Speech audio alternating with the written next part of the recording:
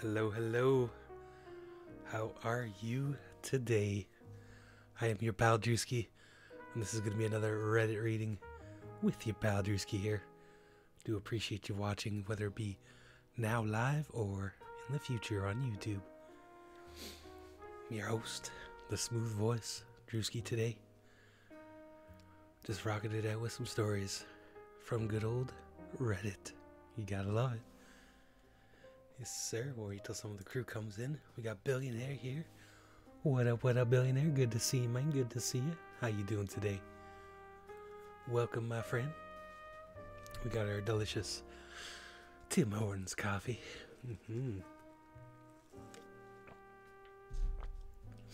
Triple to the extreme.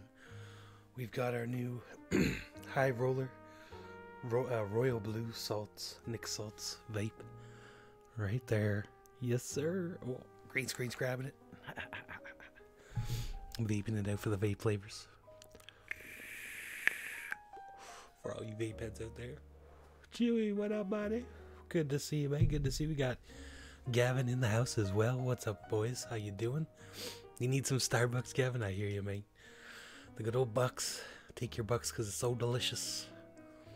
It's true, it's true. You gotta have that Java. Gotta have in your life. One way, shape, or another. So guys, as you can tell by the stream setup today, we're doing some good old Reddit reading. Having some fun doing it up once again. Ty, what's up, buddy? Good to see you. General Drewski in the house. Yes, sir. Ready to rock out again with some more fun stories from the good old Reddit. We got the classic entitled Parents, Choosing Beggars, some ProRevenge, maybe some malicious compliance as well, because we love reading those stories. They're so fun, and it's great watching those videos online as well. So, boys, girls, without further ado, let's see if we can get into that first juicy story. See what we got. Reporting for duty, Ty says. Nice, very nice. Appreciate you being here, my good friend. Always. You have one as well? Nice. Very nice. Let's see here. What's the first one on the hot list for entitled parents? We got EA took my Christmas present because her baby behaved well during the year, excuse me. It sounds interesting. A titled adult, maybe? I'm guessing that's what the EA stands for.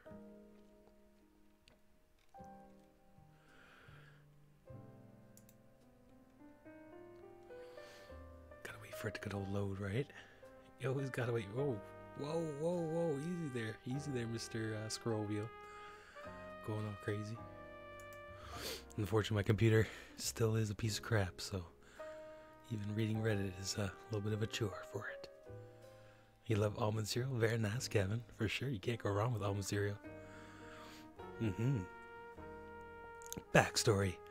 My mom has 3 siblings. Out of them, one brother who is married to a woman who is our entitled aunt for today.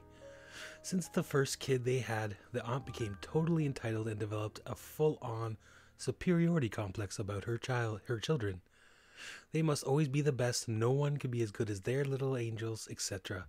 I was 12 at the time and her kid was 6 for reference. Our cast for today: entitled aunt, environmentalist actress, see you, cool uncle, me, Phil Swift, EC, entitled cousin, M is my mom. Other not so relevant characters will be given name throughout the story. Alright, here we go. It's Christmas Eve where I live in Portugal. It's tradition to open our Christmas presents exactly at midnight when it becomes December 25th. All of the kids in my family were excited, especially me, given there was this big box with my name on it, and I couldn't just wait to open it and see what awaited.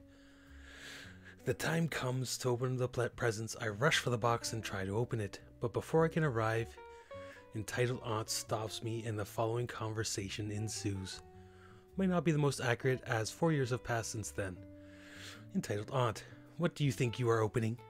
That's not for you, that's for my angel entitled kid. Me: but my name is on the box, why isn't it for me? I say as I keep getting closer to the present to open it. Entitled aunt: well, But entitled kid behaves so much better than you that I think he deserves this present way more than you. Almost yelling now.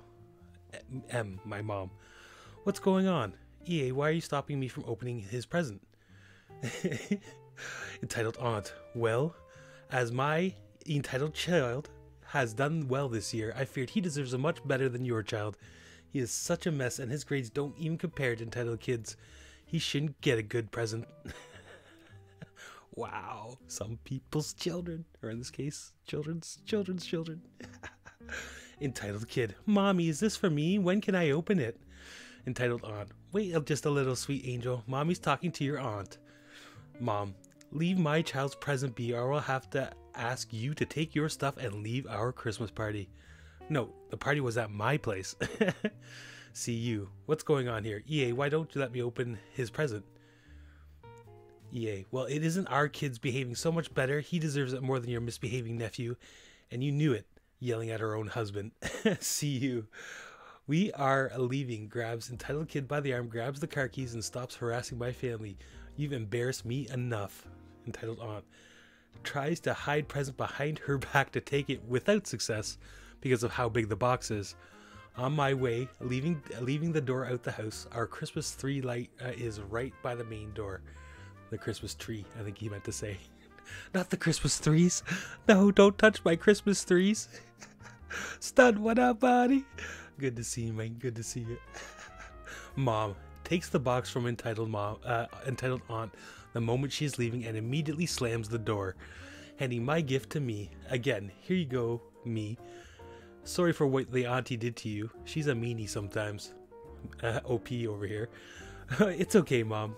I opened the present revealing my first ever RC helicopter, which I was so damn happy about. And it had lights and the police helicopter and stuff, so it was pretty cool.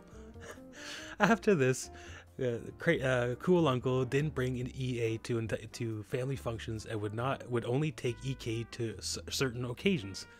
He apologized for what she did and gave my mom 10 euros to compensate for the problems created.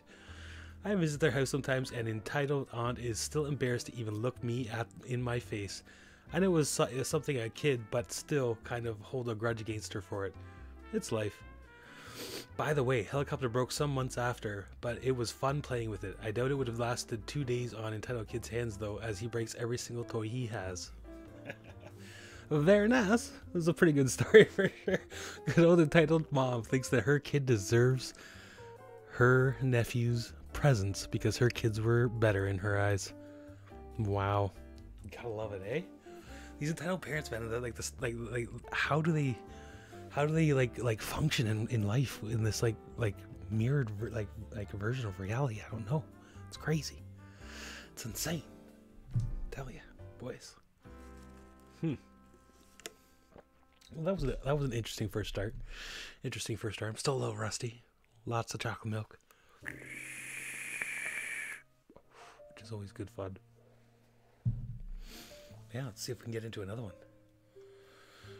What's the next story down on the entitled parent list here, boys and girls? Let's see. r/whoosh. Yeah, right, son. Creepy entitled dad demands I give him someone else's child. Ooh, that's interesting. This should be a good one, boys and girls. Let's hope it loads properly. Come on, load properly. Don't mess around. It's already messing around, boys. Oh, come on. There we go. Gotta love my computer, boys and girls. Gotta love it. Here we go, folks. Another story from my adventures in small land at IKEA. Oh boy. Cast me as myself. Entitled dad. Sorry, is ED. Entitled mom is EM. Respectful boy RB. Respectful girl RG. Coworker ID. Polite mother PM. The TLDR is at the bottom. So the story starts with me taking over the check-in area for Smallland. When I took over the check-in, where there were 5 families in line, I checked the first 2 and this one woman and her daughter. I noticed that the man and the woman standing behind the woman and her daughter had weird looks on their faces. The woman looked visibly uncomfortable and the man looked like he wanted to punch somebody.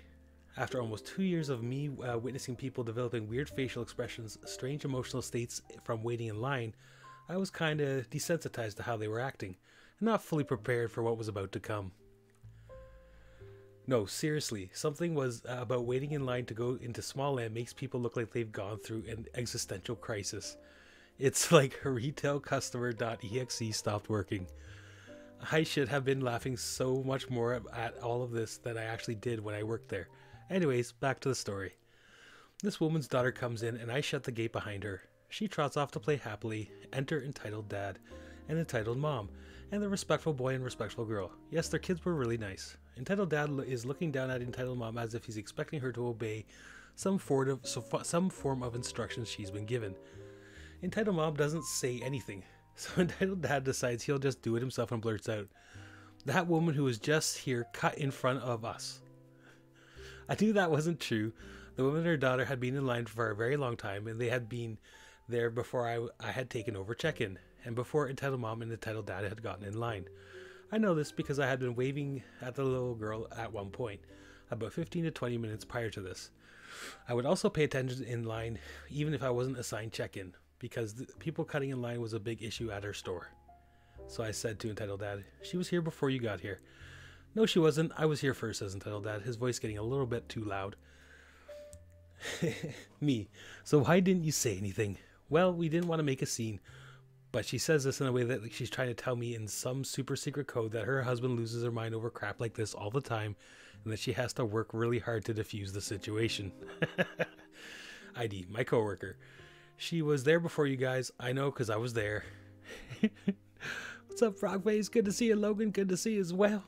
"Yes, sir." I thought, okay, ID is like the sweetest human to walk on earth.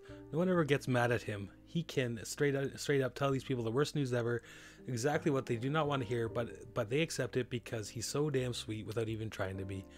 ID's wonderful demeanor ought to fix this. Nope. Entitled dad looks over at ID and waves his side to side in the whitest way a man could and say, "Shut up, you don't know what you're talking about." Now ID is a lot younger than I am, so he just laughs at this guy. I mean, entitled dad was being so ridiculous that he deserved to be laughed at. But I'm not young, so I say to him, "I beg your pardon." I said it in a way like one more insult in my unofficial little brother and we're going to have a problem.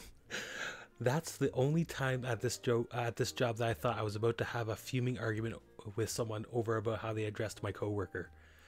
Entitled dad is staring at me like I've been like he'd been staring at entitled mom, and that crap don't work on me. He even leaned forward, I guess thinking that because he's slightly tall, that it would intimidate me. All I said was, "Which one of you will fill this out?"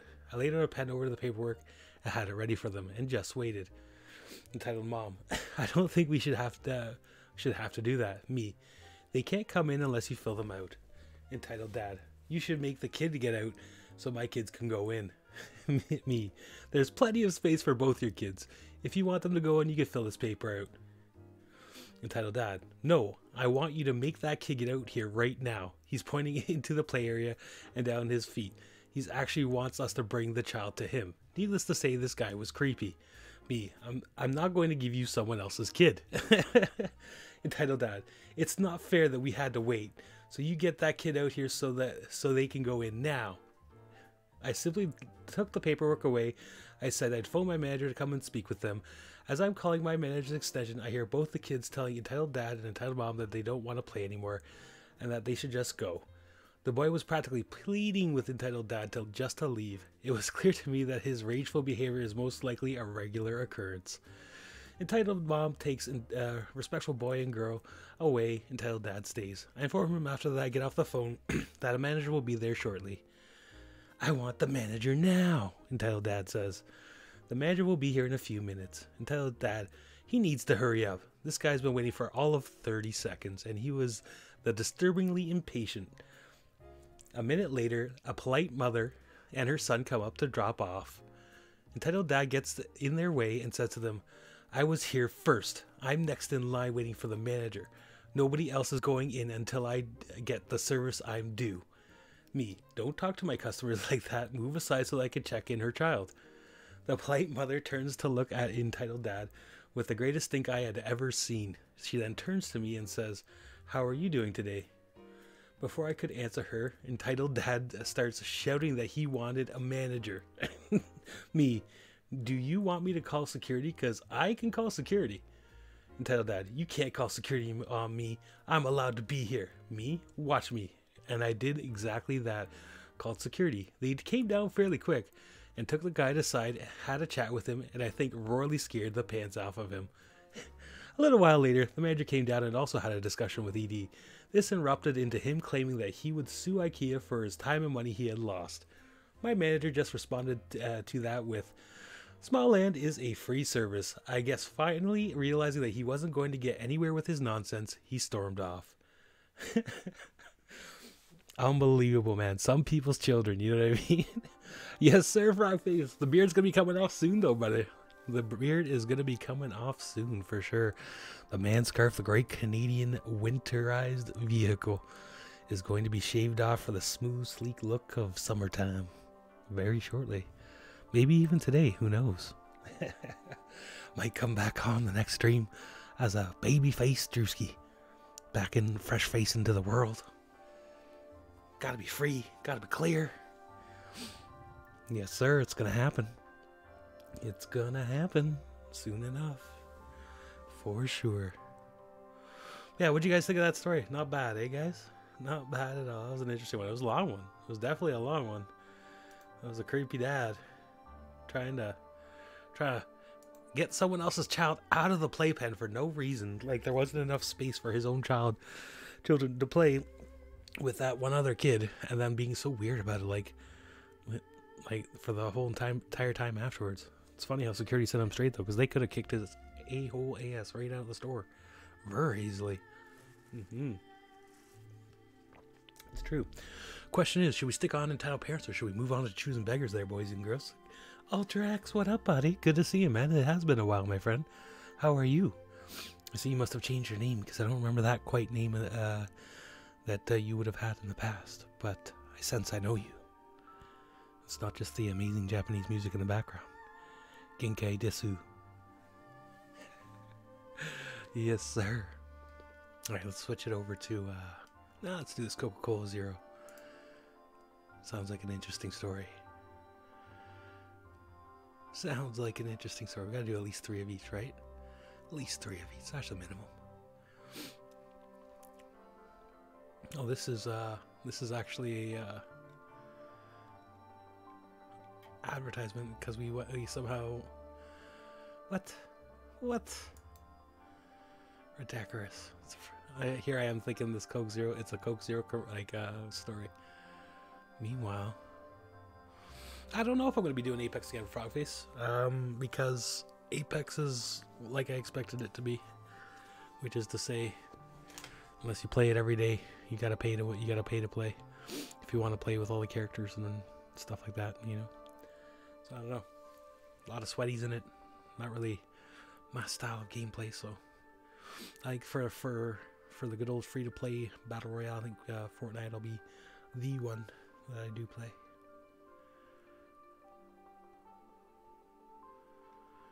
Let's see here. Entitled Parent thinks that I will buy his son a Nerf gun. This should be interesting.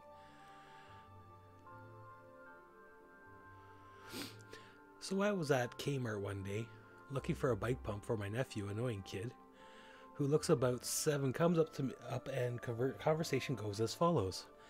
Annoying kid, can you please buy me a Nerf gun? Me, sorry, I can't afford it. I wonder where his parents are at this point. Annoying kid, but you're buying one of those. He points to the bike pump. Me, sorry, I only have enough money for this. At this point, the dad comes up and asks the kid what's wrong, who looks like he's trying to cry at this point. Annoying kid, he won't buy me my Nerf gun, points to me. Entitled Dad, is that true? Me, sorry, I only have enough money for this pump. Entitled Dad looks pissed at this point. Entitled Dad, so put it back. He looks at me like I'm the biggest idiot in the world. Me, sorry sir, I can't buy your son his toy. Have a nice day. As I start to walk away, I hear Entitled Dad talk to his kid. Entitled Dad, don't worry about people like him, AK. The world just sometimes has some a-holes. Like, are you kidding me right now? The guy expects some random dude to freaking buy his son a Nerf gun, and like says that he's the a-hole. Like, what the hell is wrong with people? What's going through their brains? What's going through their minds, guys? How? This one sounds too plausibly real. I think we're gonna have to give this one a good old thumbs up. Good old upvote on Reddit. It deserves it. It deserves it. We upvote. We do it up. Yes, sir. Let's check out the next one. That one kind of made me want to do another one for eat.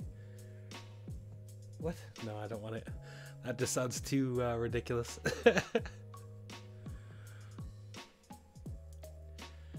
Entitled mom wants my spot on the bus and tries to steal my backpack. That sounds interesting. Alright, here we go. I actually remember this story after writing up another post about the bus. This one is a little shorter, but still classic Karen behavior. I'm on a mobile, yada yada yada, blah blah blah, get to the story. Basically saying, don't excuse my not perfect grammar, don't be a grammar Nazi, I'm just writing a story here on my mobile. Okay, on to the story. Just as some backstory, I used to take the bus to school every day, both in the morning and afternoons. And usually in the morning the bus was empty. Empty. Unlike the packed afternoon bus. Now I'm a grumpy in the morning, and this wasn't the first time I was dealing with the entitled mom, as she and her son were avid bus users, and her son went to my school. The entitled mom was always causing a stir on the bus. She seemed to think that it was her private transportation and that she had the liberty to get anybody to move anywhere she wanted.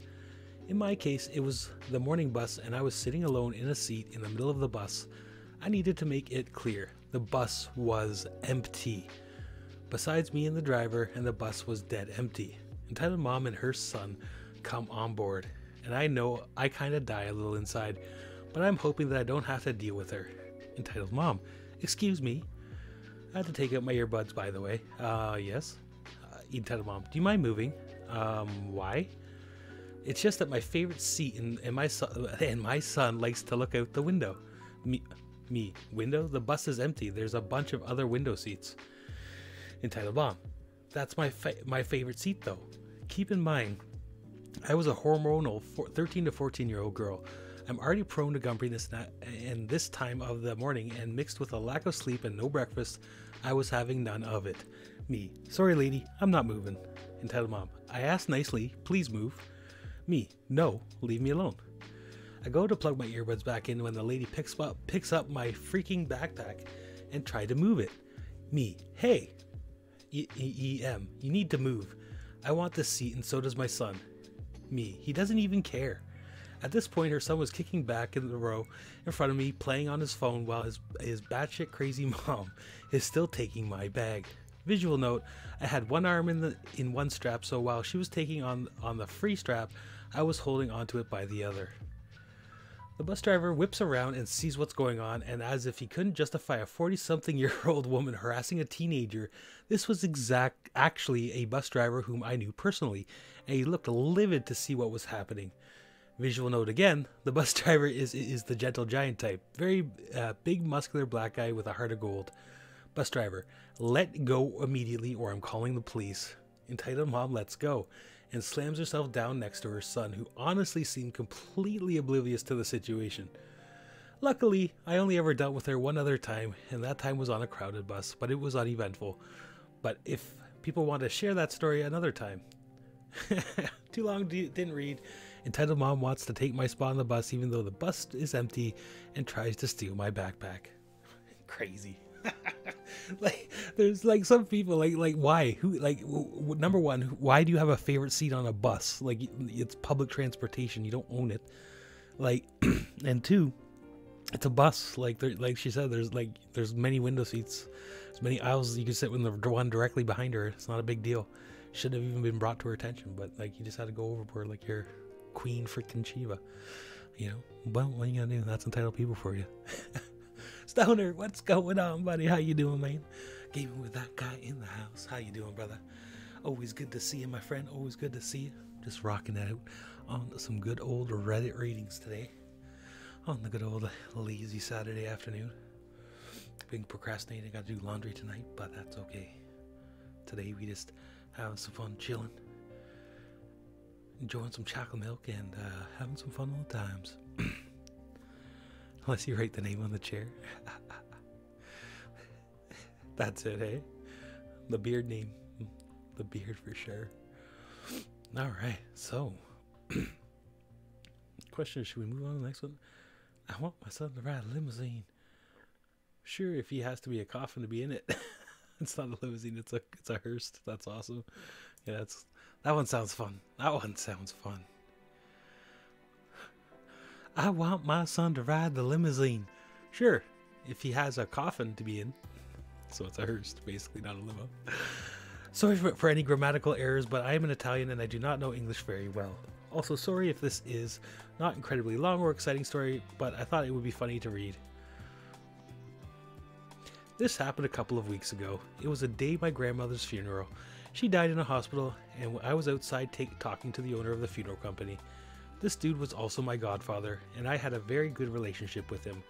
It might sound weird that my godfather is the owner of a funeral company, but to me it's not.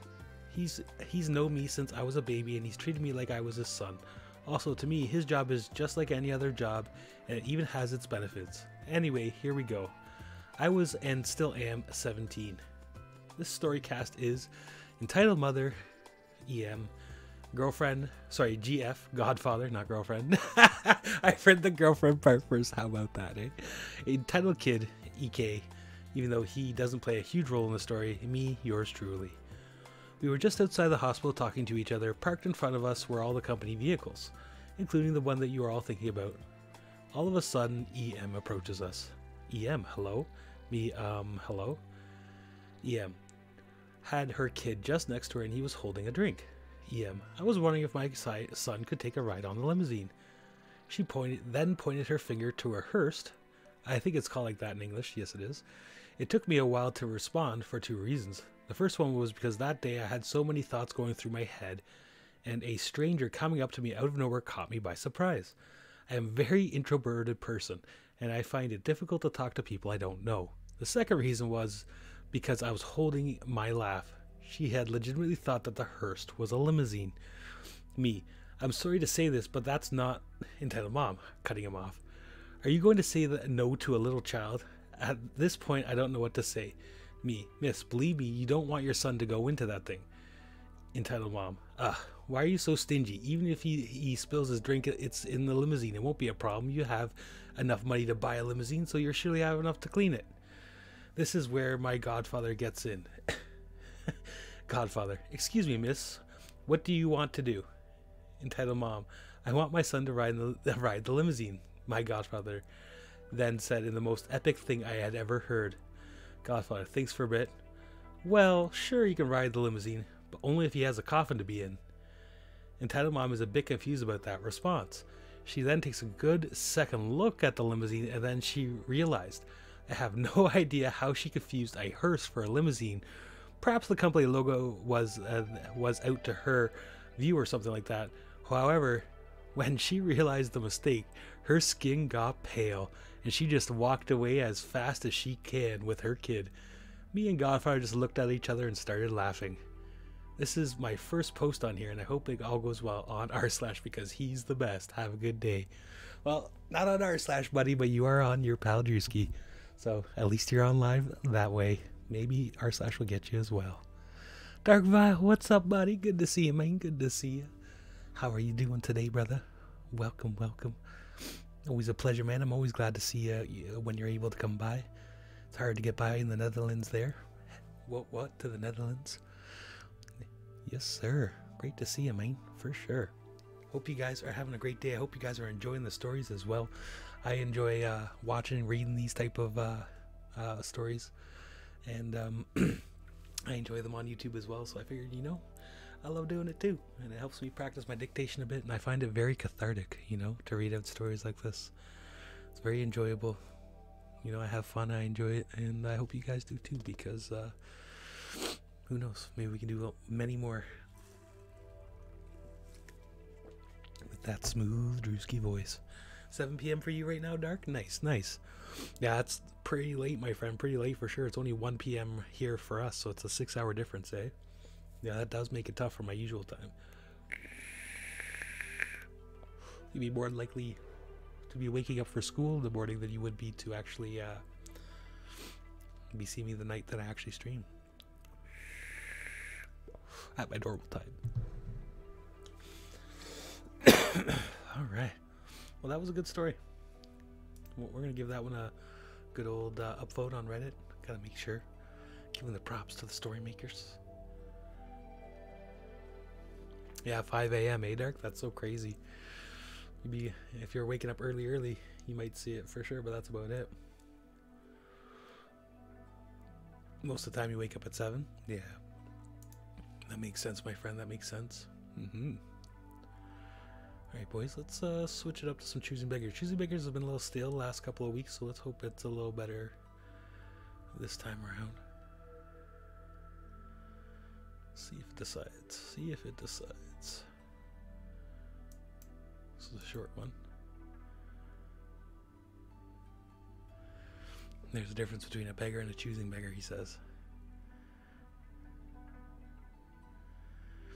Just gotta wait for it to load.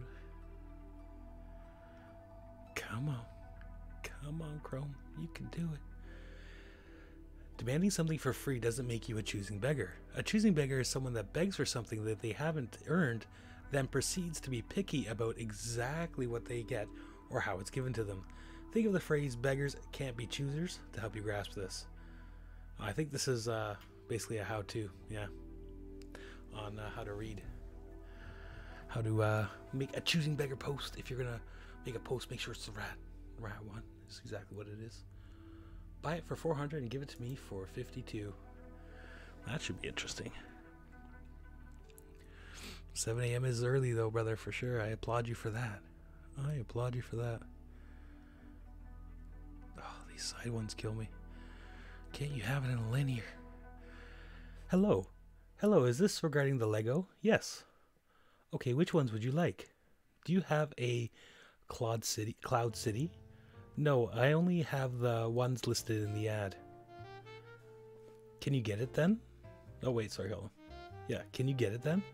Mate, if I buy it for $400, which is the price at best, then how much would you buy it off me for? I only have $52. I can do $52. Are you joking? I can't even get you a Cloud City, especially not if you're going to buy it for $52. I'm selling a Tantive for 2009 for $400 and a 2009 Vader's tie for $75, and a minifigure collection ranging from $3 to $42. What figures then? All of the ones I have in the picture. Okay, how much? For what ones? Boba Fett and Chewie. Boba is 16 because of the custom gun, and which Chewie do you want? The one at the front. That one is $4. Okay, that's good, but can Boba Fett be $4? Oh my god, this guy's crazy. This choosing beggar though, really. Boba Fett would be like $8, but I have handcrafted a custom blaster gun that adds another $8. Alright! Alright! Frogface, what? Thanks, buddy. Frogface donating £1 through Super Chat. Thank you, good sir. I appreciate that, mate. From the Grand UK. It's all good, mate. It's all good. I appreciate it, though, my friend. Absolutely. Thank you. Gotta get some props in the chat for Frogface. Anyone who's here. Some GGs. Some hashtag frog. Whichever you want to put, if there's anybody here and around. I do appreciate it, Frog, my friend. Absolutely. Alright, back to story real quick.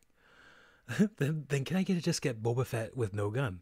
Fine, that's $8 plus 4. Why is there $4? That's Chewbacca's price. You ordered Chewbacca. No, $4 is too much for Chewie. Fine, I'll lower it to 2. Happy? Yeah. Good. Is PayPal okay? Can you put R2D2 in as well? He says. No. So he's $6 basically. He's slightly more, so he's modified, so he's $6. No, I mean for free. Why don't you understand? Look, I'm not doing this. Either you pay $8 for Boba, $2 for Chewbacca, and at least $4 for R2, then this will work. Just because I lower the price on one thing doesn't mean I'm giving everything away for free. No, blocked. Jesus. This choosing beggar just goes through all this time, wasted his time, and then at the end, no, blocked. Like it's his fault, you know? Poor guy. Just trying to sell his Star Wars Lego. And this choosing beggar trying to whittle him down. Tries to get him to buy another full $400 piece and then sell it to him for $52. It's ridiculous. No, brother, it means the world, Frogman, for sure. The amount doesn't matter. What matters is the sentiment and the thought. So I do appreciate it, my friend. Absolutely. Faux show. I appreciate you, and I appreciate that you love the content, my friend, and that you love chilling and hanging with your pal Drewski here. Little smooth voice mofo. Let's see. Is there another good choosing beggars? Choosing beggars is not really good for life form, I found. It's a little tough. It's a little tough. But we're still gonna try it. Still gonna try and rock it out. My friend just sent me this. It's certainly escalated quickly. Ooh, what could that be? Hey, seriously? Make it microscopic. For realsies? Oh boy. Oh boy. Let's see if this actually works, boys and girls. I appreciate it, Frogman, for sure. Absolutely.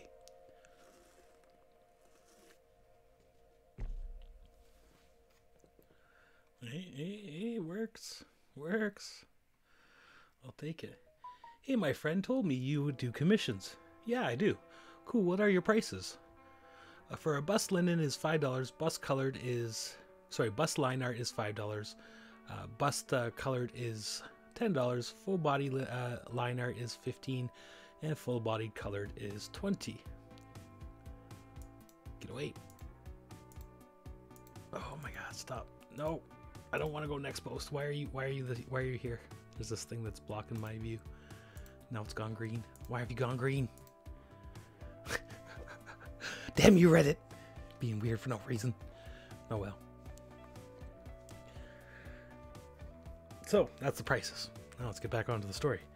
I take half up front and for everything, but I bust line arts. Sorry, I take half up front for everything except for bust line arts. Basically, I want a full body colored, but $20 is way too much. I know, but you can't pay for it. You can't pay for a bust.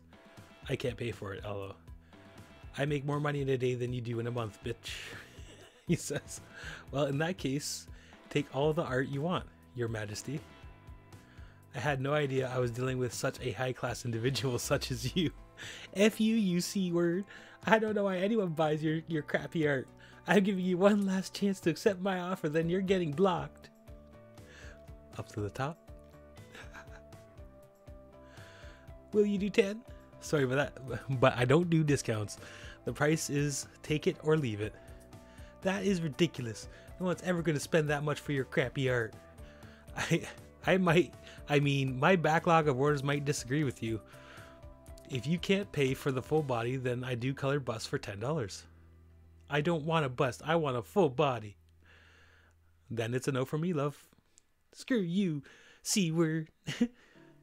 You sure do love naughty words, don't you? F off. No, you. That's it. You're getting blocked. And then she corrects us grammar. You're. That's awesome. Oh, sick. So it's Chewie. No, Chewie. Chewie. Gambled 1,000. No, Chewie. Oh, buddy. I feel for you, man. I feel for you. There's Bucks. Yeah, for sure. Right, Frogface? Definitely. My goodness. Well, that was an interesting choosing beggar. That one wasn't too bad. Choosing beggars I find are a little bit harder for live format than EntitledParents. They're more of a story format where a lot of the Choosing Beggars are like text post offers, which don't translate as well, but they're still not bad. Still not bad. You get a good one here and there. Oh, I'm trying to go backwards on a something that I can't. Well, that ain't gonna work. It's not, my friend. I'm telling you. The poor laptop's just saying, "Oh God, stop poking me with so many sharp knives. They all want so much work at the same time. I can't handle it." That's what my computer says. It's funny. But yet somehow, by some miracle, it still keeps going.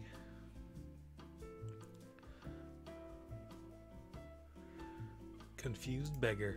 Oh, that sounds interesting.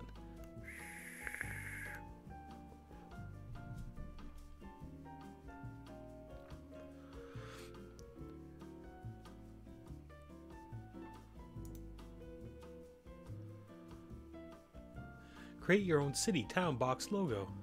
Listing. Hi. Hey. Hello, my name is Dylan. I'm a YouTuber with thousands of subscribers and thousands of Instagram followers. I would love to unbox and review your products. To promote your items to your many items to as many thanks, Aaron. Is your name Dylan or Aaron? Hello, my name is Dylan. Many thanks, Aaron. That's awesome. Weird flex, but okay. He actually said that as his response. That's funny. Is your name Dylan or Aaron? If you're gonna run a scam, bud. If you're gonna run a scam, pick a handle. Stick with it. Don't change it halfway through the scam. This just don't work. It don't work that way. It just don't work that way. My gosh. You gotta love it. You gotta love it. Choosing Beggar wants money for the bus. Beggars are pretty common downtown here. I was running errands between... Oops, I pushed it too far. Between shops and a woman approached me. Choosing Beggar. Excuse me, can you spare some money for bus fare? Me. Already suspecting this story is bullcrap, but knowing exactly how to piss her off. You're in luck. I have a spare bus ticket. Here you go, and hands her a bus ticket. CB with a look of absolute defeat. Oh, thank you, and walks off to beg someone else. I continued with my errands, sat on the bench nearby for a few minutes later, at which point the CB approached again. Excuse me. Having no tact left, you already asked me and I gave you a bus ticket. Yeah, but do you have any money? I need to take a taxi. Me, F off, leaves. It would feel more of a victory if she wasn't already flagging someone else down. I still miss that bus ticket. That's funny. It's like, screw you, change for the bus. The oldest line in the book is like, no, you don't need change for the bus. You're just a dirty beggar. Just a dirty beggar. But what can you do? Here's another nice good one here. CB wants me to pay him for giving him a free pipe organ. Well, that's interesting. My mom used to play the pipe organ and she was really good too. She could play like really fast medieval style pipe music. Well, that was years ago, and for years she had the pipe organ sitting in the living room, and other than it being kind of cool to show to my friends, we never actually did anything with it. Eventually, once she realized that none of her kids wanted to inherit her pipe organ, she was done playing with it. She decided to get rid of it. So I helped her make a Craigslist ad to offer it up to whoever would come and get it. Choosing Beggar shows up with a big truck, and I help him load it up. Only then does he decide to inspect it and discovers a few dents on one or two pipes. He says I did this while loading it, and since he took ownership of the pipe organ inside our house, I now owe him money for damaging his property. I told him that the dents were already there, but he disagrees. I tell him I'm not giving him any money, and you literally just got a free pipe organ and you should be happy with it. He grumbles and eventually goes on his way. What a freaking douchebag. Guy gets a whole pipe engine pipe organ for free, and he's grumbling about it. Are you kidding me? A first request, Dark? You want me to read Nuclear Revenge? Absolutely, brother. Absolutely. I've been waiting, waiting for someone to request a subreddit of funny report. And Nuclear Revenge is 100% within the realm of possibility, Dark. So let's do... We're just gonna take over ProRevenge here, and we're gonna just switch it over to Nuclear. Switch it over to Nuclear.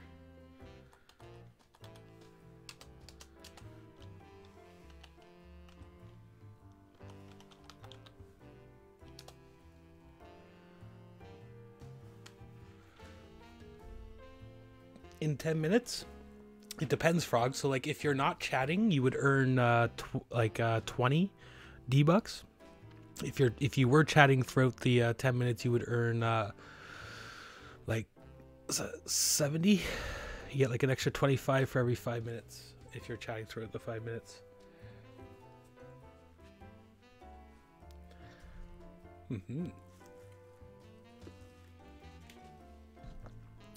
So here we go, boysies. We got r/Nuclear Revenge, as per requested by Dark Vile.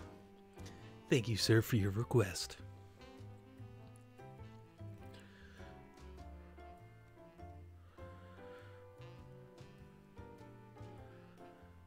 Tyler, what's up, buddy? Good to see you, man. Good to see you.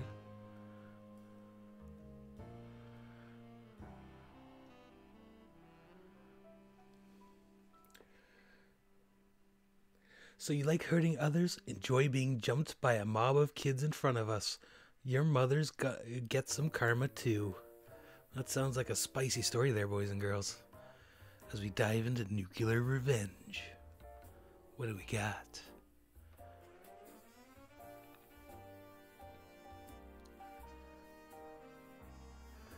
This took place maybe 2 to 3 years ago. TLDR at the bottom. I was volunteering for a camp because I really needed to go out some more and thought a camp would be the nice. Me, F1 and F2. F1 and F2 were actually members of the camp. Were leaders for a group of 30 children. All of them were cool, always listening to us and followed the rules. All except one, of course. This little sea bag, LC in the story, was a demon spawn. He bit, pulled hair, threw stuff, beat, choked, pushed other children. Once he bit F2 hard, but we managed to get the little Satan off of him. The mother, C's mom, was a bitch. She always blamed the victims, threatened to sue us if LC was kicked out, and also encouraged LC's behavior. You couldn't talk sense into her. She always said that she had connections to the police. She would get anyone arrested and some racial stuff to others, and to keep saying he's just playing whenever we told her about LC. This went on and on for about a week until all other children had enough. They decided to just jump and make him endure several minutes of beating next time we went hiking. Only some girls and boys came to us and told us the plan, snitches, and left me, F1 and F2 to look at each other and decided to let them do it. We were sick of them. Philip, what up, buddy? Good to see you, man. Good to see you. Always great to have Philip Walklin in the house as well, my friend. So, next day, while we were hiking, little C begins hitting another child, while me and F went ahead to scout the road. The other children jumped, and I mean jumped. The little C endured 10 minutes of hair pulling, kicks, punches, and children biting him. When we got back, the mob had stopped. Elsie looked at us like he had seen God, but I watched as all the cover drained from his face as me, F1 and F2 gave a wink and just sat by. Then, with smiles on their faces, the mob resumed its punishment. By the end of it, Elsie looked like a roadkill, but still alive. We got back. CM screamed bloody murder when she saw LC. She started accusing us and the children of assault when I got in her face and whispered, "They were just playing." She tried to hit me, but I dodged, and I slapped her to the ground. Thanks, Dad, for all these reflexes. Telling her that she and Elsie are banned from the camp, she left in a hurry, with a crying Elsie behind her. Some days later, a police car arrived, due to a call about the children's abuse and assault. The policeman talked to the children and to us and to the other parents, and left, as they saw their children happy that evening and alright. And everything was alright. She tried calling the police 4 more times before being arrested for false accusations. Good old karma. The parents didn't believe her when she said their children did this, as she lied before. We just told them he tripped and fell down a hill because he didn't follow the rules, and they effing bought it. Children who informed us of the plan kept quiet, happy with the result. In short, too long didn't read. Kid is a C word, beats children. Children form a mob and jump him. We see it and let it happen. C's mother calls the police 5 times and is arrested. Other children's parents believe us when we say he fell down a hill. And that's the end. Great story. Great story. Love it. Great recommendation, Dark, for sure. Nuclear Revenge is pretty fantastic. That was a good story to kick it off for sure. That one, I think, definitely deserves an upvote, friends. We definitely got to give that beast an upvote. What is up, John Gallagher? Good to see you, buddy. How are you today, my friend? Always a pleasure having your company. And yeah, you love this subreddit there, Dark? Nice. Yeah, me too, man. I love them all, man. Like, there's so many good ones out there that I really love enjoying them. I even got malicious compliance pulled up as well too, because that's another fave of mine as well. But yeah, love it. I love reading them too, you know. And I got a good, smooth, clear voice there that you know, I thought, why not? Let's do some more Reddit reading, because I enjoy the hell out of reading them. So I'm glad you enjoy being here and chilling with me while I do so. Appreciate it, my friends. Definitely. Reddit train. You know what I mean?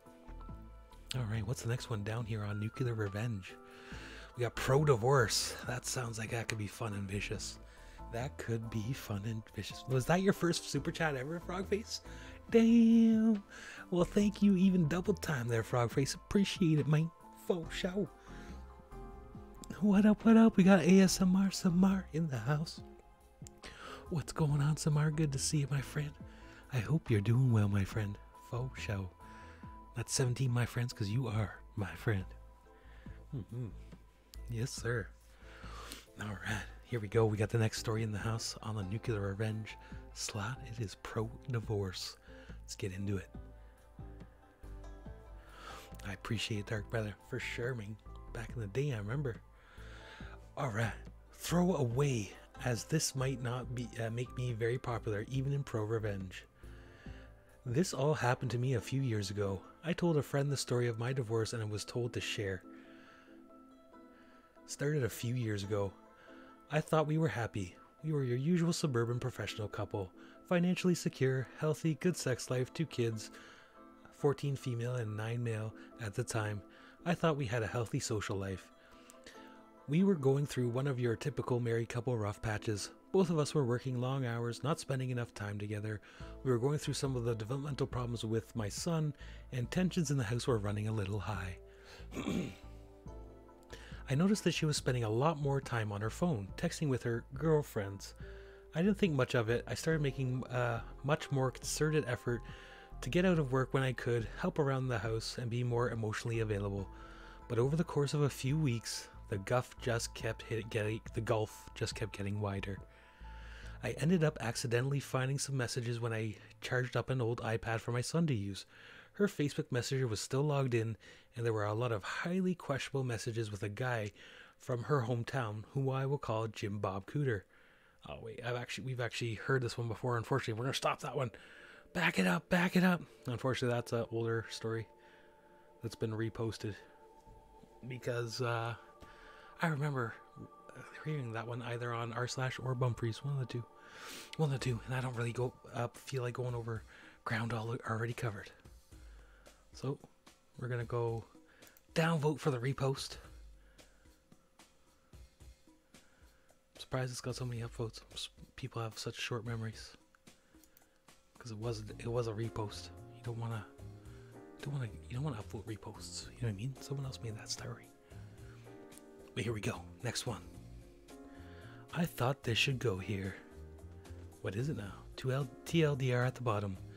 This didn't happen to me, it happened to my sister. My sister moved up from SC to Florida. South Carolina, maybe? I'm guessing. So from South Carolina to Florida about a year ago. But then she still visits us periodically. We're a big and close family. Shortly after Thanksgiving, she flew down with her husband and son for one such visit. She has 3 geriatric dogs, so she got a house dog sitter. MS is my sister, went through the basics of how they can only be fed at certain times. They get let out at certain times, they need to be in their crates from X to Z hour. More importantly, they don't get treats. They get vitamins in place of treats, but those vitamins have to be given only twice a day. No people food, very strict diets, they're all happy and healthy, but only because MS is so strict with their regime. This lady, she got to watch her dogs, had stellar reviews on the site she was found through. She's a stay-at-home mom who does this as a side thing for extra cash. I feel like I could end it here, and you can all guess where this is going. My sister left Florida for a week. The first 5 days, everything is going well. Dog sitter texts MS regularly or video calls. She shows MS pictures and gives her regular updates of when she comes and goes to MS's house. My sister just bought that house, by the way. She's been working her butt off financially to be able to afford it. She puts so much into making that a nice home for her family. My sister has some health problems herself. She's got a ton of prescription medication, and her medical cabinet she brought is enough for the week, but left the rest at home. Stuff for epilepsy, asthma, allergies, but she's also got a ton of painkillers from when she has my nephew from not long ago. She's paranoid about becoming addicted, so she kept pills for safety but never used them. It's a full bottle. On top of that, she's been a collector of rare beer for about 15 years now. Beer's that's not even sold anymore because they were promotional from microbreweries. Beers she can't get anymore because she doesn't live in Florida. Those bottles she keeps are mostly decoration in her kitchen. On the 6th day of her vacation, DS stops all communication altogether. MS texts, calls, emails, nothing. Radio silence. She's got a bad feeling.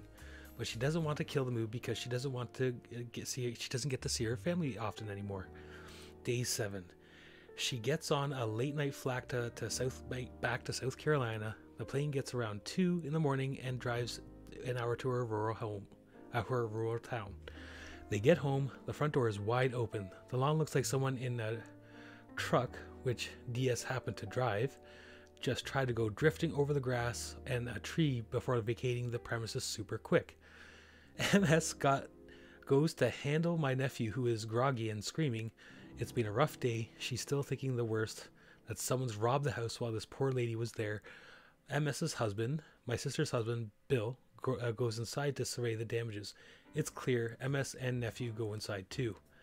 The back door is wide open. The couch looks like it exploded. The rug in the living room and the couch is pretty much every square foot of the bottom floor is covered in the kind of pee and poop that can only be made from 3 geriatric furry buttholes. The dogs are thankfully still in the backyard, but they are shriveling and filthy. There's broken beer bottles everywhere. Some have been stuffed deep in the trash to hide evidence. Some have been refilled with water and put back in the tops, precariously situated on the top so they might look like they haven't been touched. 82 bottles, each growler sized, rough 64 ounce, gone. The medical cabinet is like one of those western ghost towns with a tumbleweed bouncing through. MS is already thinking that DS threw herself a party. No way in hell someone could someone 5'6", 170 pounds drink that much beer and take that many pills and not be dead. My sister called the cops. Obviously the police get there to figure this must be a kind of break-in. They take a bunch of pictures and take into account all of the bottles, drugs that were missing. MS cleans what she can but gets to sleep because thankfully the upstairs hasn't been touched. One day later, the police find DS. MS assumes she's dead and abducted, so the police were looking for her and her car. They found the truck run off the side of a highway with this lady about 2 miles up, twerking out of her mind, walking along the side of the road, screaming at nothing. They take her in for whatever charges, I don't know. Her husband bails her out and picks her up. According to her husband, this had happened before. DS had a drug and alcohol problem. Oh boy. Thanks, brother. I appreciate that, mate. Thank you for that like, my friend. As always, faux show, doing a little Reddit rigging action. At first, she's messaging my sister, super apologetic, saying she'll reimburse MS and please don't press charges. MS quotes her the price of the rug, new couch, and the vet bills because her dogs had somehow gained access to 9 containers of doggy vitamins, and one of them was having liver failure.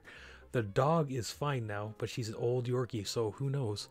Also, MS buy in bulk from a wholesaler, hence 9 containers. The total were somewhere around $800. My sister didn't bother with the beers, the meds, the lawn cleaning, and house she could have. Heck, I would have. On top of that, MS demanded DS never dog sit again and that she had to refund MS for her dog sitting. MS works in advertising, so I won't say what kind, but basically if she sees DS advertising herself as a dog sitter ever again, she has the means to drag this lady until she sees it in mud for the rest of her life. DS insists she's going to pay it all back, but then that MS has to wait until they get their taxes back.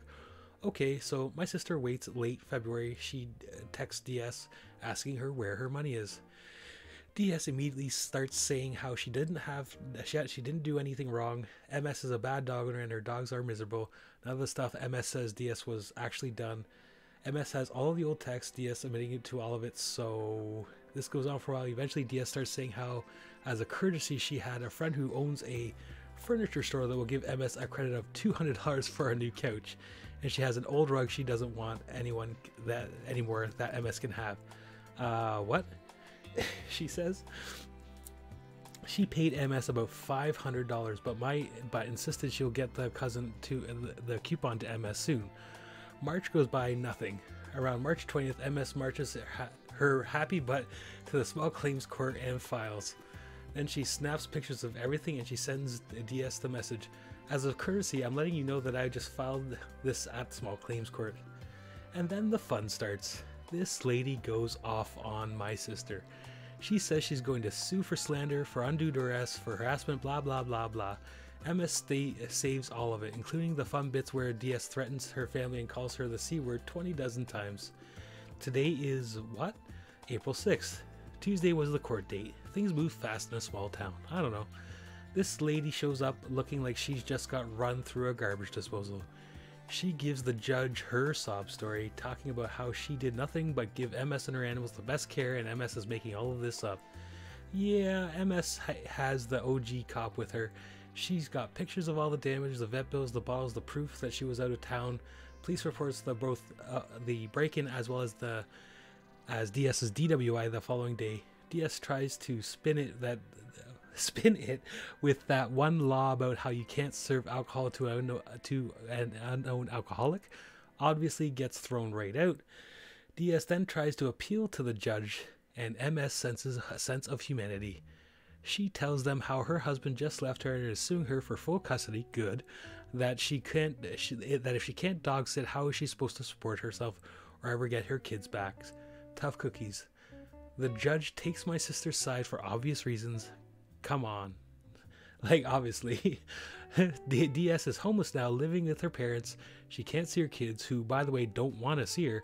Apparently she was a drunk who ran her hubby's credit all the way down. She was abusive to her kids, and because of her heavy alcohol abuse, one of her kids has FAS, what I'm guessing is a sort of disease. DS has 60 days to pay the remaining $300 or she faces jail time. I don't know how much. Sorry. Her husband filed divorce already. Oh, and she lost her license thanks to that DWI. As a former addict myself and someone who's been through a DWI, I want to sympathize. That's a lot of stuff to go through. MS gave her chance after chance, but at some point you have to take responsibility for your actions. It really seems like the lady just has been using her husband as a crutch while she tries to get better, only to backslide hard. It's rough, I know, but I hope she gets the help she needs. My sister's dogs are doing well. She's got a replacement couch on Amazon for like $75 and a nice fluffy rug for even less. DS eventually coughed up that coupon. It didn't even work. it was something like 20% off with a purchase of $500 or more. So, no thanks. Too long, didn't read. World's poopiest dog sitter trashes my sister's house after going on a bender. Claims she didn't do that while she promising to pay for the damages. Never pays, gets taken to court, loses her home, job, kids, and marriage. That is a pretty nuclear revenge for sure. I don't know whether it's fully true, but you never know. It's a lot to put into a story if it wasn't. You know what I mean? Coolio, what up, buddy? Good to see ya. Coolio Coolison. How's it going? How's it going? Good to see you, boysies. Yes, sir. Definitely been having fun with these good old Reddits, my friend. I tell you, that was a long one, but I'm definitely going to give it a thumbs up. It was a pretty sick ProRevenge for sure.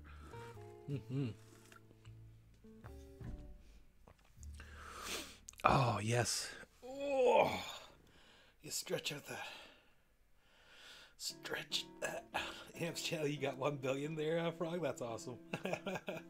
Got 1 billion coins on Amps, eh? Love it, my friend. For sure. So, I think we'll continue on. We'll try out 1 or 2 more of the good old nuclear revenge. Then maybe we'll switch over to some malicious compliance, maybe. But first, it's time for that magical thing you know your pal Drewski likes to do. A little every once in a while, here and there. It's time for a good old micro break, my friends. So I will be back in 2.2 seconds. And remember, don't forget your towel.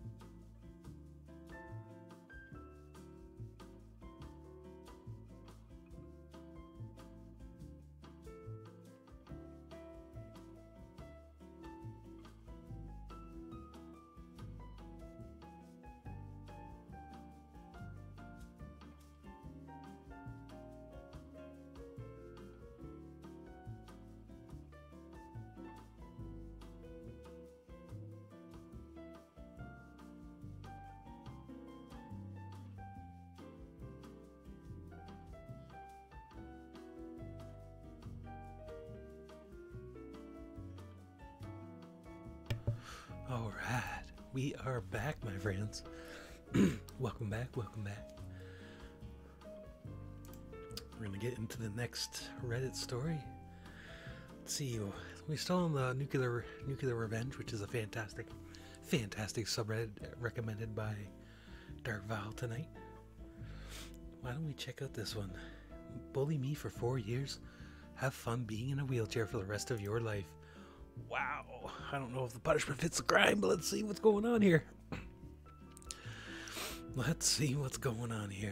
Reserve your judgments. Well, hello there. This is a long one, so hold on to your butts and grab some refreshments. Before we begin with the story, I first apologize for the formatting since I am on a mobile, and secondly, this is my first ever post. I would love to hear feedback. Also, I'm writing this when I already have two all-nighters back-to-back, so my head is thus, and grammar is thus far, basically saying, apologize for grammar. Okay, let's go, keep moving on. Okay, so this story happened a good 9 to 10 years ago. I was about 11. I had this horrible bully that frequently made sure that I would come home depressed or even crying. The bully was younger than me, but even worse was that he was way taller than me. He was like 1.7 meters while I was like 1.5 meters. I was quite small for my age due to my parents, who were always quite short. He was tall because he had something that would make his bones grow faster. This would become very important later on in the story.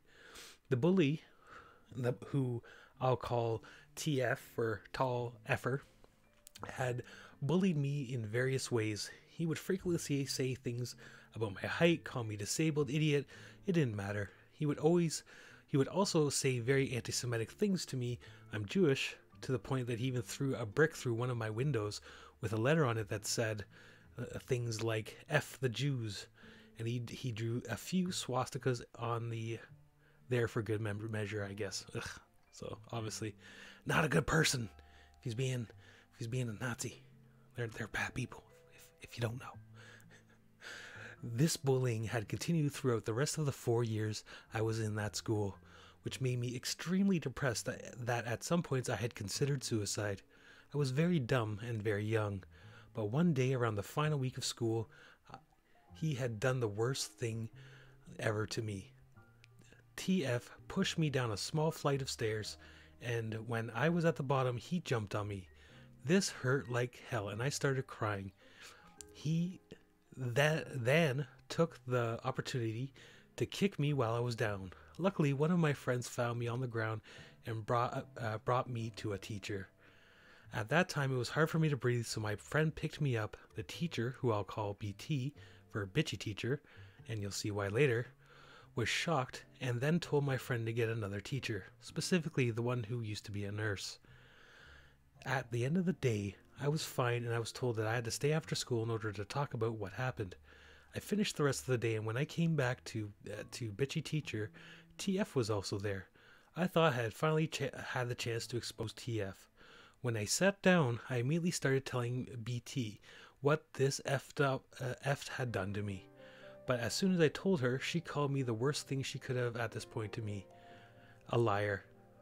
This broke me, and I realized that she wasn't there to help me at all, so I became silent. In the end, she told us that we were both equally responsible for what happened and that we both had to stay every day to clean up after school. This infuriated me. As soon as we walked out of class, TF began making fun of me again, saying things like, "If you weren't so useless, this wouldn't have happened," and "Jews are cowards," so I knew you would tell the teacher. And this was the final straw. Lucky for me, we were on the second floor of the building, to which had 2 entry points, one with a collection of small stairs and one with a long stairway. Lucky for me, he decided to go the long stairway. Revenge planned. When we eventually came to the stairway, I waited until he was already 2 steps down. This way I could kick him in the back. I stood ready and decided that for this revenge I had to Sparta kick him off those stairs. When I did, it felt incredible at first, but then I looked down all those stairs and saw that TF looked like he was in an extreme pain. I laughed and decided I'll exit from the other stairway so I would look less suspicious. Lucky for me, I saw the janitor on my way back who later told BT that I couldn't have kicked TF from the stairway because he saw me leave the other stairway. Edit. A day after I heard TF was injured and I was questioned, but if I did it, but I was because the janitor was witness and he eventually thought I had nothing to do with it. Fast forward a few later and I hear that TF is in therapy and that he broke both of his legs and his nervous system in his legs are permanently damaged mysteriously. One day while he was at school, best part is that now, because BT was with him last, she was the old responsible and was fired so the bitchy teacher was the last one responsible for him and was fired and had her teacher license removed. That doesn't make sense. Getting fishy. I don't think this is a real story. Nowadays, TF is in a wheelchair and quits his school life. Apparently, and he's still trying to recover by doing a lot of therapy. And I know his family well enough that they can't pay for that forever. I do not regret a single thing. Nah, this sounds like it. Yeah, that's full bullshit. I'm calling that one full bullshit. And even still, like, regardless, just because someone, if you have to hit someone in self-defense, that's one thing. But there's no way. An eye for an eye isn't right. Violence doesn't beget violence. Sorry, violence does just beget violence, I should say. And so you should never be responding with violence with more violence. It's something you got to take the higher road, even if it's the hardest road. Only when it's really in a form of self-defense is it really necessary, Attack my nan and her dog. Get blacklisted from local community. Nah. Let's go with some malicious compliance. Let's switch it up. Let's switch it up to something a little different. Gary! What's up, Gary? Oh, sorry I missed you there, but I just realized I had my chat down for some reason. It decided to go down. But you're back. Good to see you, brother. Where's the funeral, right? Bro, it's all black. It's like super hipsterception right here. Got the vape. Got the hat. The toque. The beard. Say okay. All right, we're going into the malicious compliance here, boys and girls. Let's check it out. Okay, I'll eat the cheese. Let's eat some cheese. Let's see what the cheese is all about. Okay, I'll eat the cheese. Sounds like someone who's got some allergies. Some allergies. Who knows what it could be? We shall see, my friends.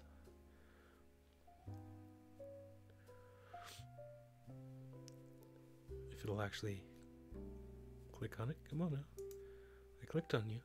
Why are you not going? It psyched me out. Made me think I clicked on it the first time but didn't. You trickster, Reddit. You trickster. It's all good. It's all good. Okay, here we go. Okay, I'll eat the cheese.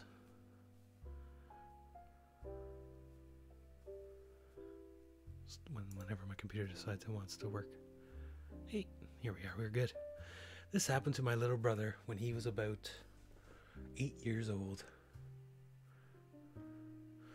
At school, his class were doing a taste test to learn about different flavors, sour, sweet, etc. One of the food items was cheese, to which my brother will not eat. For what turns out to be a good reason. He told his teacher he wasn't going to try cheese because he knew he couldn't eat it, and it would just copy his friend's answer. The teacher kicked off saying it was part of the work and he would be in trouble if he didn't complete it like everyone else. He was very shy and didn't want to be punished. Okay, I'll eat the cheese. Shortly after, he approaches the teacher's desk to tell her he wasn't feeling well. She tells him he is being ridiculous and to go sit down. He proceeds to vomit in huge amounts all over her desk and shoes. Yeah, enjoy picking the chunks out of your stationery. That's what you get. Don't tell a kid to eat cheese when he says he shouldn't be eating cheese. What's wrong with you? That was definitely in the days before peanut free. That crap wouldn't have flied. You don't know if that kid has, what's it called? You don't know if he's lactose intolerant or something worse. You never know. But we'll give her a thumbs up. Let's have the next one. Yes, I will not dump any sand in the water. All right then. What could this be about?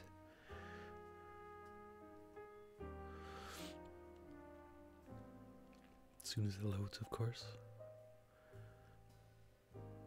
Didn't happen to me, but happened to a family friend years ago. This guy, who we'll call Mike for the duration of this story, not actual name, had just purchased a new home on a large island connected to the mainland by a bridge. Now, because of where this island is situated, it is comprised of almost entirely of granite, which meant that all the shores surrounding the island were incredibly rough and abundant with sharp rocks. Mike did not care for this. Mike wanted a beach. So Mike calls up a local quarry and requests a truckload of beach sand, the same kind that was under the rocks of the island, and has it delivered and dumped on his property in front of the shore. One of his neighbors had noticed this, figured out what he was doing, and reported him to the township. The township was not happy with this. Now, this township has strict bylaws when it came to renovating the shoreline, dumping sand, etc. That required endless amounts of forms and permits that cost quite a few nickels, and would almost always be declined without reason unless you may or may not have been friends with someone in the office. So basically, if you got to know somebody to do some changes. Mike had received a notice the day after his neighbor reported him and started stating that if he dug up the shoreline or dumped any sand into the water without filling out the paperwork, that he would be heavily penalized and be forced to pay for the cleanup as well. So being a law-abiding citizen he went to the office, paid the fees, waited a week, and had his permit declined without reason. Knowing this was most likely going to happen, he had already extensively gone over the bylaws and noticed that only the act of dumping into the water was illegal. Nothing about the shores, the banks, or anything except dumping directly into the lake. Mike then waited a few months until winter, when the lake froze over, then simply pushed all of his sand onto the ice with a tractor, and waited a few more months for spring. The ice melted, the sand fell nicely into the place over the beach. The township tried to find him and was unsuccessful, as they had no laws regarding dumping on the ice, only in the water. The law was changed the next year. He found a legal loophole. Get on him. Don't dump it in the water? Fine, I won't. I'll dump it on top of the water. That's a good one. It's a good one. I like it. You can't go wrong with that one. All right, what do we got next? What do we got next? 10 weeks, tons of rewards. Nope, that's a PUBG promotion. Nice try, PUBG. If they only sorted the scanner I needed in February. Nah. You said you didn't want me in your room. Ooh. What could this be? I work in a nursing home, and we have a woman who is very entitled and spoiled. Our director says that she could have whatever she wanted because she's afraid of what the whiny residents will say to state when they come. I'll call this woman Miss Rue. Miss Rue has been super mad at me because I don't give her whatever she wants.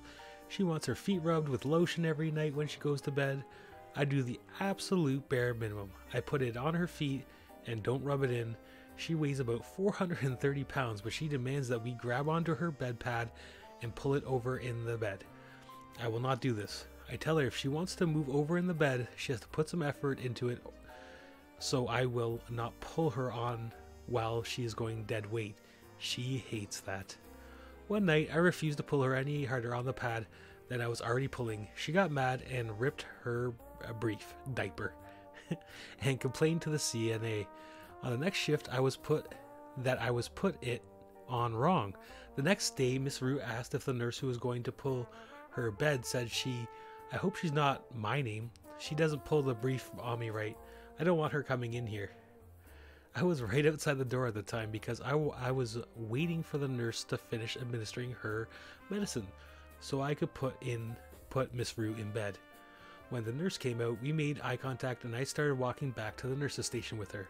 My nurse confirmed with me that Miss Rue did not want me in the room, so as per company policy, I was not allowed in there anymore. And I was more than happy to oblige. This was actually the second time I was told I wasn't allowed in that room within the last 3 months. So it made it so much easier. Half an hour later, Miss Rue is walking up the hall, mad because she isn't being put in bed yet. She walks into the dining room where I am sitting and walks past me. She talks to the other aide on the floor with me, who didn't know what was going on yet because she was at lunch, and says she wants to go to bed. The other aide calls my name and says, "I'm sorry, she said she doesn't want me in there anymore, so I can't help you." I didn't even turn around to see Miss Rue's face, but I knew she was glaring at me. The rest of the conversation went like this.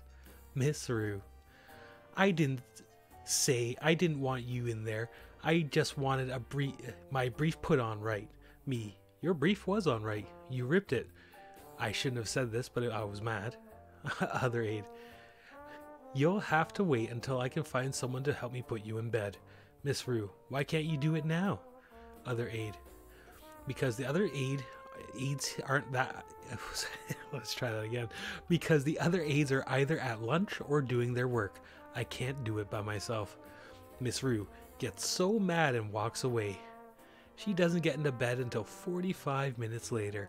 That's how long it took the other aide to find someone who wouldn't refuse to go into the woman's room. She's notorious for lying about people and she doesn't like, so a lot of aides refuse to go in there. But it gets better. The next day, it was time to pass out snacks. Mrs. Rue doesn't get a snack because she's supposed to be on some kind of diet that she is clearly not sticking to.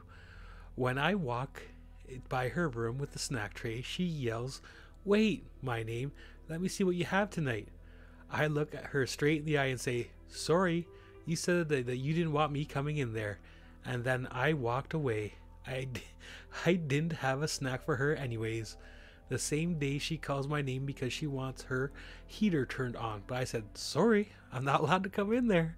I had I had to say this about 4 times that day. The day after that, I get called into the director's office. She says that Mrs. Rue has reported that I've been abusive to her. I tell her the story of why I haven't been going into her room. The director was in a bind because she had to flat out say that if a resident doesn't want a particular aid in their room, that we cannot go to even to pick up a small piece of trash in the doorway.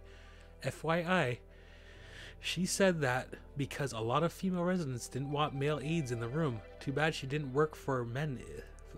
Didn't word it for men specifically. You know what I mean? Too bad she didn't, but she did.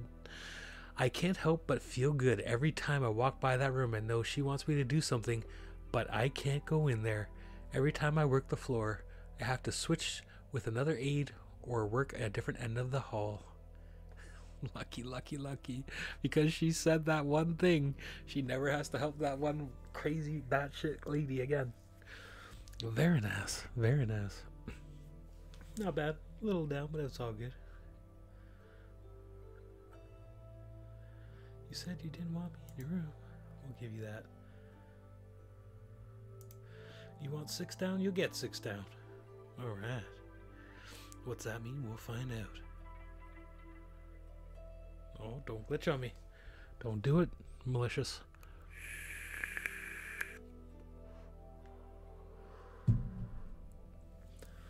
Sorry if it's boring. Just want to share one of my malicious complaint stories. Alright. When I was a young boy, fresh out of school, I started working at a very large chain of fast food restaurants. The one beginning with an M. This particular store was situated in a very prominent location in my town. It's next to a 2-lane carriageway that interlinks with the closest city with all the other towns and is a route to an airport.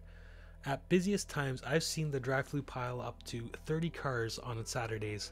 This was a busy store. Anyone who has worked for one of these companies in the UK will understand the management structure and the types of people who work long enough in these stores to see it through to higher management. The staff at these establishments are usually young people who are in college, university. There was one shift manager who took particular disliking to me. We'll call her BFM for bitch face manager. Nothing that I could ever do would be right. She would openly embarrass me in front of newly acquired chums and warn me on several occasions that I should just do as she says. The story takes place 6 months into my time at the workplace. I must add, I am a typically polite and very helpful to anyone that would ever ask for anything and would always go above and beyond in my job. I was promoted quickly and worked at this place for 2 years.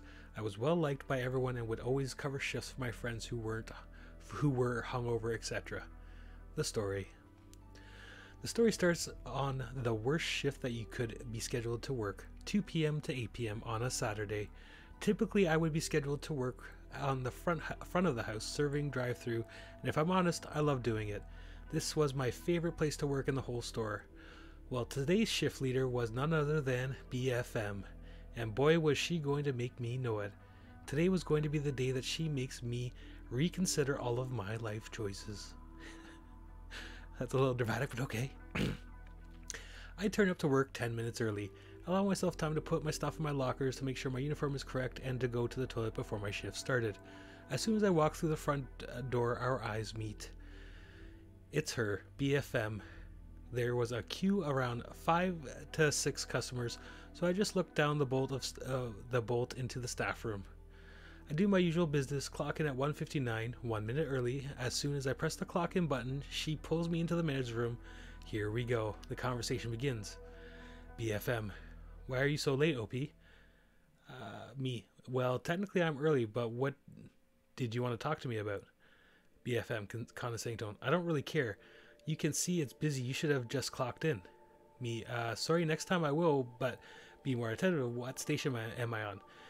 BFM. Today's shift is going to be busy. I'm putting you on fries. Me. Please, I can work in front of the house. I don't really like it on the fry station. BFM. Classy line. Do as I tell you. Of course. Fries is potentially the worst station to work on. Back then, they had those heating stations with the pit that they had all the fries in it ready to be boxed. The station was unbearably hot to stand at. She did this just to spite me. During busy shifts, you have a strict amount of baskets of fries, and they aren't supposed to go into the fryer between certain times, i.e. 6 full baskets during peak. This is the maximum of fries that can be put in fryer and would probably make 10 to 15 large fries. From memory, they take about 3 minutes to cook. The night kicks off and it's busy, very busy. I asked BFM several times for someone to help me on fries. I was told to just get on with it. The front of the house are taking 3 to 4 large fries at a time, and drive-through is backed up. Staff are running all over the place. I'm struggling to keep up with the fry demand. BFM, OP, you're running out of fries. It's really busy. Just keep putting down 6 until I say to stop. That was her mistake. Cue malicious compliance. I did exactly what she asked. I begin throwing down fries like they're being given away for free. 6 baskets on rotation constantly. Well, BFM forgot to tell me to stop. Now it's 8 p.m. and BFM has just come off her lunch break. The drive-thru is quiet and there are no more customers. Now a normal member of staff would have stopped putting fries and start messing around with his colleagues. Not me. 6 baskets down, 6 baskets up. The lunch breaks were for 45 minutes and managers tend to take them once it died down. At optimal performance, this would equate to 15 rounds of 6 baskets, which, with some time loss here and there, I'd say maybe I'd done around 70 baskets of fries. A lot of fries. The fries loading station was stacked.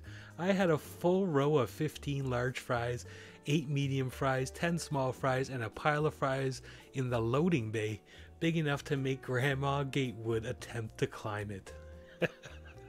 Interesting quote, but okay. You can imagine the horror when BFM realized what a grave mistake she had made messing with me that day. The business manager, head honcho BM, came down specifically to look at the huge waste that had been created. In this establishment, you have to monitor the amount of waste created. Everything is collected in the buckets and put into the food waste bin. Important in a moment. BM. OP, why is there so many fries? There's no customers. Me, a smug. Well, earlier on there was a large amount of fries on order. I was struggling to cope, so I asked for some help. B interrupts. But it was too BFM interrupts. It was too BM interrupts. Carry on, OP. I asked BFM to help. She refused and give me anyone to help out. So she told me just keep putting 6 down until I say stop. I was just doing exactly what I was told, BM. Penny drops. BFM, well, obviously you're supposed to stop when there's no customers. Me, that's not what you told me. BFM, please come into my office. They scurry away. I am ordered to sort the fries out to the waste count and how much has been wasted. Total 47 large fries, 4 medium, 8 small. A total loss of about 86 pounds. Wow, that's a lot of fries. This story has been too long, so to finish up, from my understanding, BFM was required to do another course in management, and after hearing that I quit, received my only disciplinary and was given a slap on the wrist and told not to be as to the point. TLDR, asshole manager tells me to do what she says. I do exactly what she says, and she ends up quitting. That's awesome. Not bad, not bad. I'll give that one an upvote. That one deserves an upvote. Just making heaps and heaps of fries, eh? Just like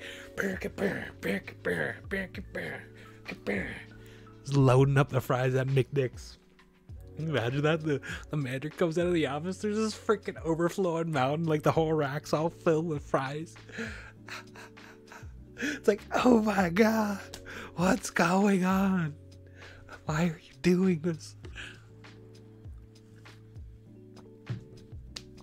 You shouldn't have been a bitch. Plain simple. Everybody's peoples. Everyone deserves respect. Even if it's just a little bit. You know what I mean?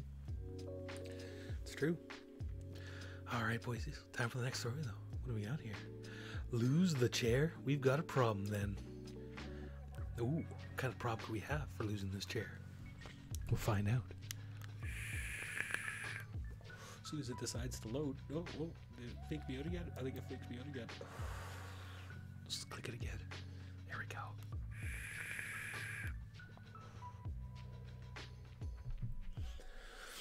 Let's try this again. Lose the chair? We've got a problem. Then. Just have that then at the end. More petty compliance than malicious. But here we go. This Monday, I got a lisfranic sprain. Doing yard work, whatever that is.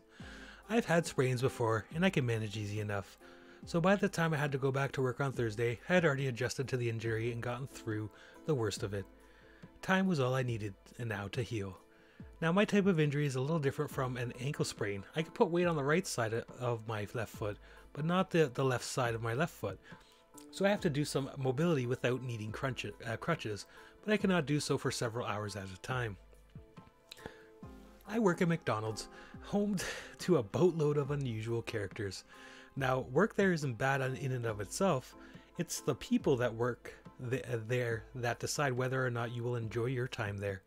I worked with another Golden Arches, and the people were great. If you got your work done early, it was slow. There was a good chance managers will let you leave early.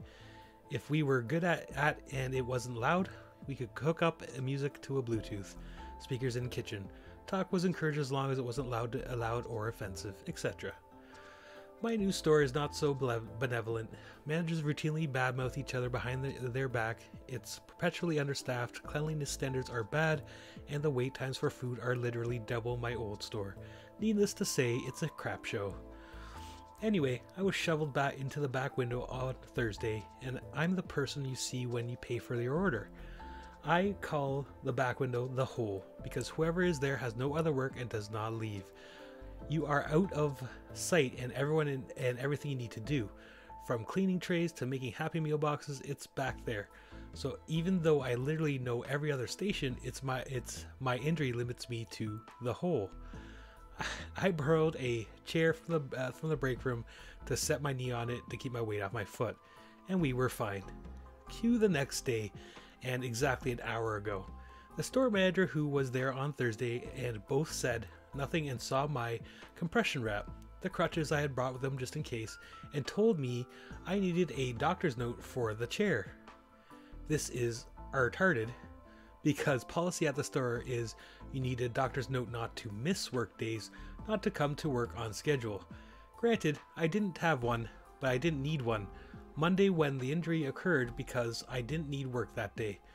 Everything is needed and is already in the hole. We are never short on chairs. No one goes in the hole, and thus I'm not in the way.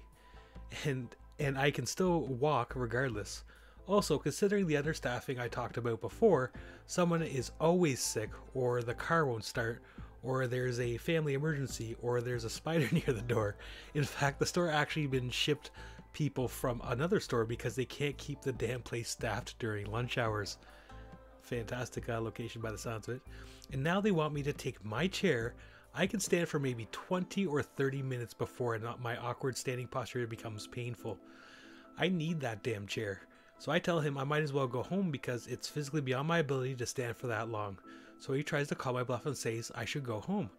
I hobbled to the break room, got my shit, and left. Have fun during your lunch rush hours. TLDR. Cut French loaf in half, drizzle oil, salt and pepper to taste, liberally apply garlic, powdered or minced garlic. Bake to 350 until golden brown, remove from the oven and cut tomato, preferably aroma, in half. Squeeze tomato juice all over each half of a loaf, enjoy. It's a weird TLDR, but okay. not the story, but okay. Too long, didn't drizzle. 2 loaves did drizzle, maybe. Who knows? But what are you gonna say? Not bad story. Not bad story. Enjoyable. Nice little malicious compliance. Well, you want me to go home? Enjoy your lunch rush by yourself with your understaffed people. That's gotta be a little spicy. Just a wee bit spicy. You know what I mean? Yeah. Alright, what do we got next, boys? Girls? Maybe a little curls? You want me to, you want, I can't say this one.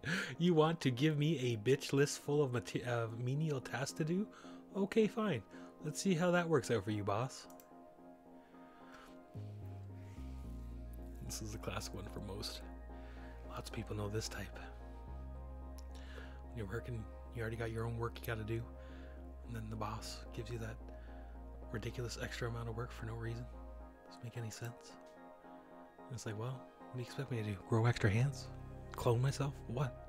I don't know. Let's see what it's about. My boss and manager have essentially taken me being a team player for granted. I was the yes person, always agreeing to go above and beyond and also cover anybody's shift. I was desperate for a job when I first started, and they knew that.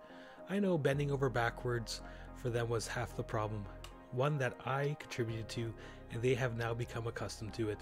I get paid the least out of most people there. I am a pretty low on the payroll totem pole. Working both day and night shifts with no shift differential, I get paid the same for both shifts, and it's not much.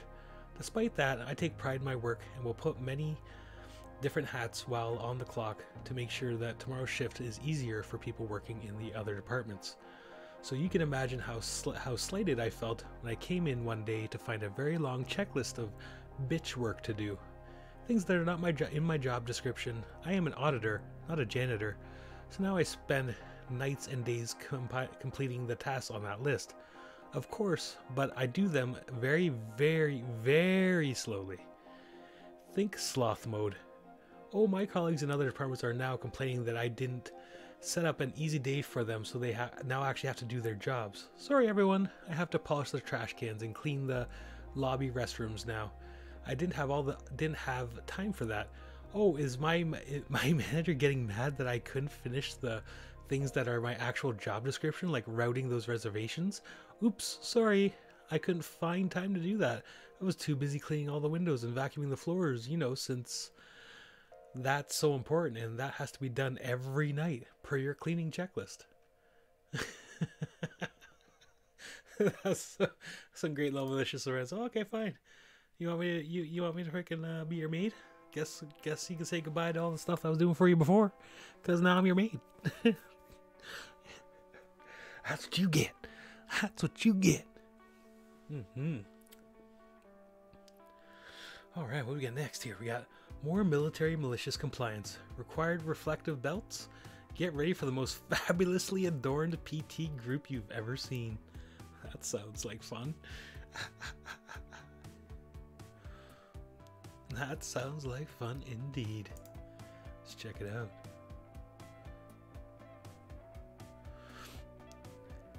Come on now. Hey, she's moving. No, I don't want. You don't put the TLDR on the front at the top. What's wrong with you? I was in the Air Force, assigned to a unit attached to support the Army. We had all kinds of additional training to be able to work with our Army brethren. Weapons training, combat training, equipment and vehicle training, etc. Basically enough training to function as an emergency infantryman if crap ever hit the fan. Your average Air Force unit never got nor ever needed this additional training. We are an autonomous unit on the Army installation, but in an effort to beef up our relations with the Army units we supported, we would participate in the training exercises, weapons range qualification sessions, and physical training PT sessions. The Air Force PT uniform looks like this. I'm not going to click it. Notice how the uniform has reflective stripes and an insignia. Our uniform regulation said that reflective belts weren't needed because the uniform was inherently reflective.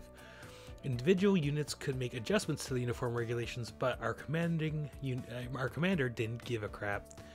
We tried to PT with one of our supporting Army badges, about 4,000 soldiers, brigades, about 4,000 soldiers, or one of their subordinate battalions, 500 to 800 soldiers, once a week.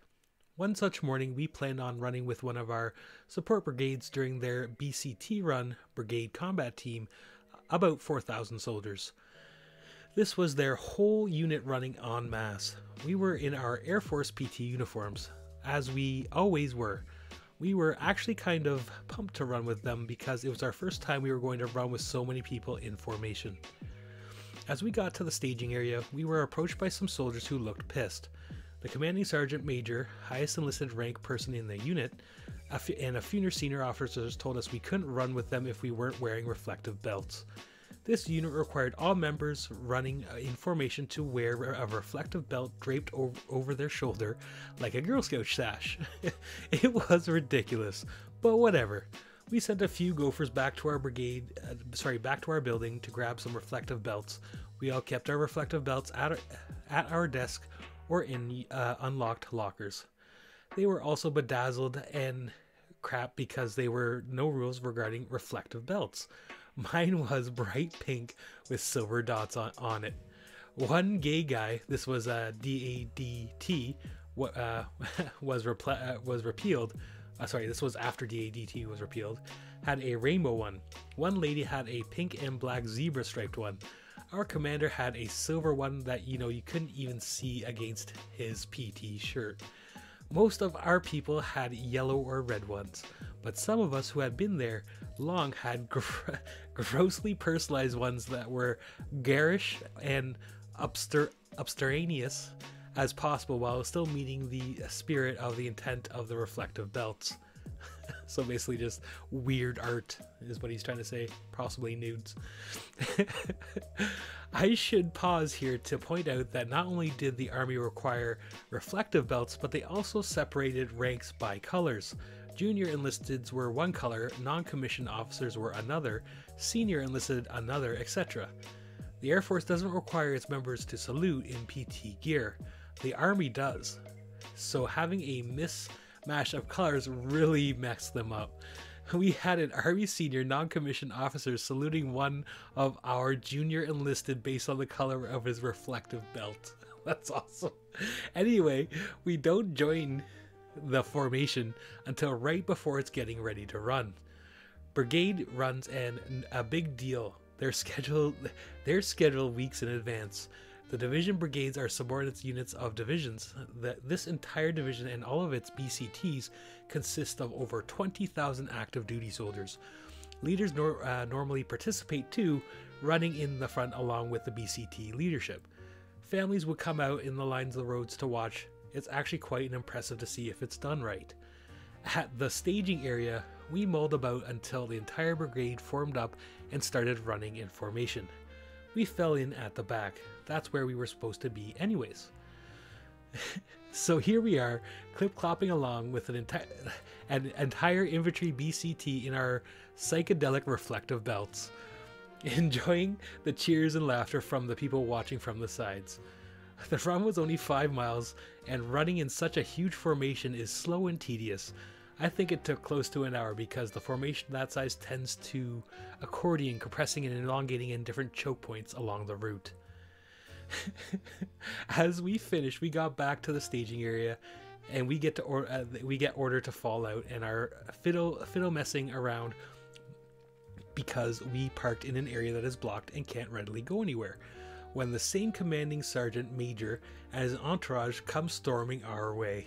CSM only have only one default setting: kill. They get off on it, looking like he had cranked up to 11. We were sure we were about to get a spectacular ass chewing. Somehow, the public affairs people got to us first. They met us, snapped some pictures, and told us that the division commander wanted to meet with us. He even thought it was hilarious. He took some photos with us and said that it was the best showing that the Air Force units had on post had ever put on. That's awesome. So not only did we get to ruin a crotchety CSM's nut, we also got pats on the back from the division commander, all because we decided that ridiculous rule should be followed to a ridiculous degree. That's awesome. Great story. Good story. Not bad for sure. We got to enjoy it, man. Sometimes they come up with some interesting ones for sure. Definitely fun. Yes, we do. I think that one deserves an upvote as well. It was a fantastic little malicious compliance story. What do you think, boys? I think everyone's pretty much gone for the night or day. So I think that might be a good place to call her right there. last good story. Well, my friends, I will say I definitely had some fun. I hope you guys enjoyed it. If you do enjoy the content, please do like, subscribe, become a part of the fam. Join us live if you're watching this in the future. You're more than welcome. We do many different things on the YPD channel, whether it be Reddit ratings, we do compilations, some live gaming, lots of good fun. But you're always welcome, always welcome to come by, become a part of my fam. I always love all your faces, all my fam. So I do hope you have a good day, a good evening, a good night, wherever you are in the world, whenever you are in the world. If you're watching this in the future and you made it to this point, congratulations. You have made it to the end. I'm sure you'll be one of only a few. But you guys, I hope you have a great night. I will catch you in the next one and see you later. Peace, my friends.